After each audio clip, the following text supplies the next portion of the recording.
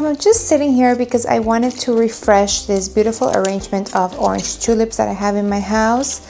I'm using some of these Japanese like frog stem circle things. They're really easy to use, super simple. I have a few sizes. So I'm going to add a few new tulips and cut off the stem of the old ones just to refresh the arrangement, and that way it will last me a few more days, and it makes me happy to have this at the entrance. It's not your typical autumn arrangement. Who wants to be typical anyway?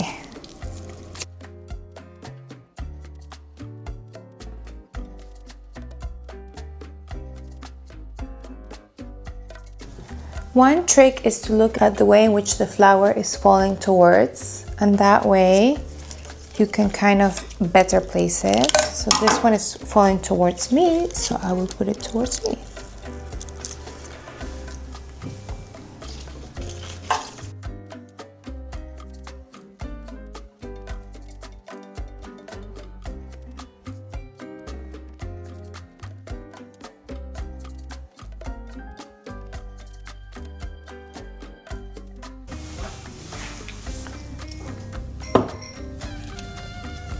As Martha would say, that is a good thing.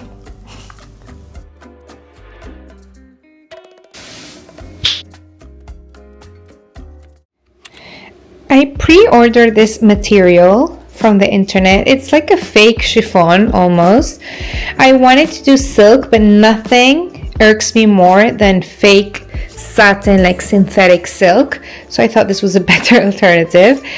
And now I'm going to iron it, because if you know anything about me is I cannot stand things that are not ironed, and I love ironing. And we're going to use all of these things to set our table. So I have finished ironing everything, the tablecloth and the fabric. I want to use a white tablecloth because I want to add height to the table, because it's not going to be a sit-down dinner, it's more like a buffet. And so I'm going to use these boxes that are empty to add height to the table, but because the chiffon is kind of transparent, I need the tablecloth to really cover the color of the boxes. And then I have a few of the decorations that you have seen before, and I'm going to just put it all together. Normally I would polish everything, but because it's Halloween, I would like to benefit from that distressed look. So I'm going to use this silver candlesticks that I have here and leave them as they are, even though they're not very distressed at all, which is slightly annoying, but we're gonna work with what we have. It's supposed to be fun, and it's not a sit-down dinner. It's more of a buffet table for just a few of my friends. I just wanted to have fun and relax and very chill.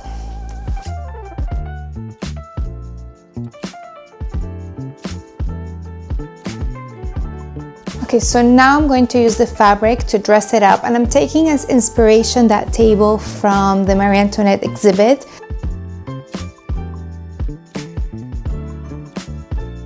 This is one of the reasons why I like to go to these things. You never know what you're going to see at these exhibits and what is going to inspire you for something completely unrelated in the future. If I just use this fabric, you would be able to see it, and that's not really what we want. So cover it up again.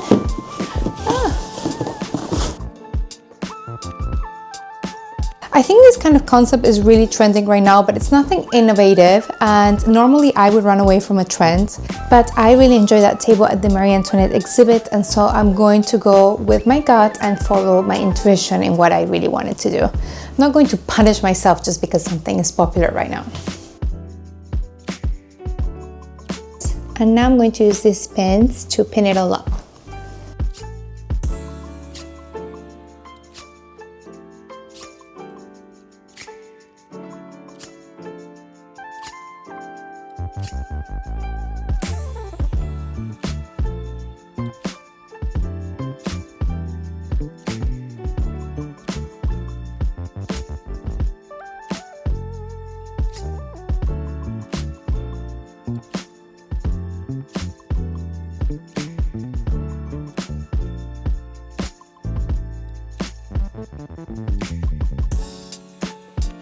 I think this is looking like a very elegant Halloween table, and obviously I'm leaving space for the food. I've told you about these candles, right? These are the best because they do not drip. These are the candle grips, so your candles don't, do this. Although for Halloween, like that could also work.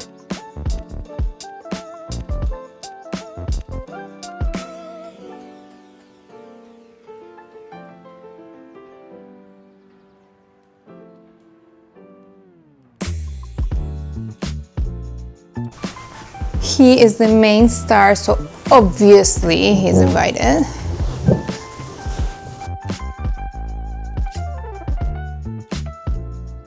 I think this is a very good Ralfestive Halloween table because it is elegant and yet festive. It has a touch of luxuriousness with all of the silver elements and the materials, but also it's playful and it plays with the theme of Halloween without it being creepy. It has the beautiful white, which makes it very, very elegant, but also touches of emerald green, which we love. And I hope that you enjoy it and that it inspires you in any way to play around in your home with the things that you have and to be creative. How cute.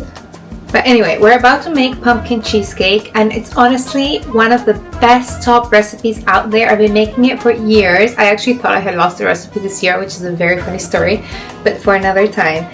And I'm gonna give you the recipe in the description. I'm not gonna bore you. I'm gonna put, what the ingredients that you need are, but don't worry, I'm gonna put my hair up before I start cooking.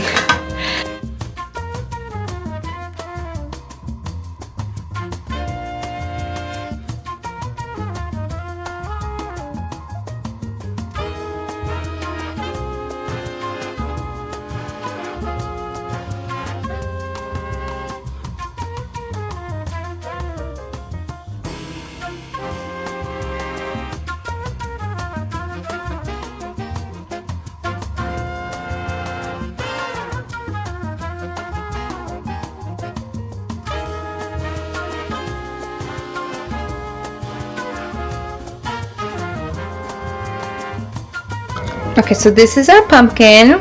The oven clearly misbehaved a little bit, but now I have cut up parchment paper from like the kitchen in the shape of a jack-o'-lantern, and now I'm going to spread the pecans so that it will take the shape of the lantern.